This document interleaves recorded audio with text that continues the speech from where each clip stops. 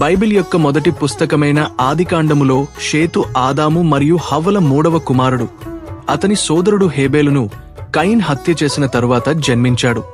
షేతు జననాన్ని ఆదాము హవ్వ ఒక దైవిక బహుమతిగా గుర్తించారు.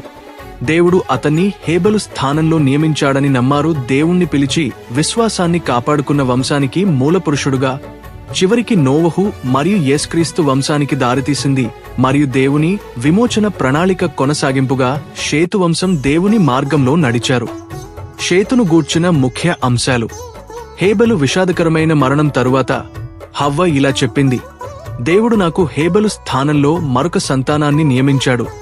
ఆదికాండము 4వ అధ్యాయము 25 వచనంలో చూస్తాం. విశ్వాసానికి విత్తనం. తిరుగుబాటు రేఖకు నాయకత్వం వహించిన కయీనులా కాకుండా షేతు వారసులు ప్రభువు నామాన్ని ప్రార్థించడం మరియు నీతి మార్గాన్ని కాపాడటం కోసం ప్రసిద్ధి చెందారు. ఆధ్యాత్మిక వారసుడు. షేతు ఆశీర్వాదానికి ఆధ్యాత్మిక వారసుడిగా పరిగణించబడ్డాడు మరియు అతని వంశం దేవుని విమోచన ప్రణాళికకు కీలకమైనది. వాగ్దాన వంశం. షేతు వారసులలో నోవహు, అబ్రహం మరియు చివరికి యేసుక్రీస్తు ఉన్నారు. ఈ నమ్మకమైన వంశం ద్వారా దేవుని వాగ్దానం ఎలా కొనసాగిందో చూపిస్తుంది. ఆశ మరియు పునరుద్ధరణ. చీకటి మరియు బాధాకరమైన సమయంలో ఆయన జననం ఆదాము హవ్వలకు కొత్త ఆశను తెచ్చిపెట్టింది.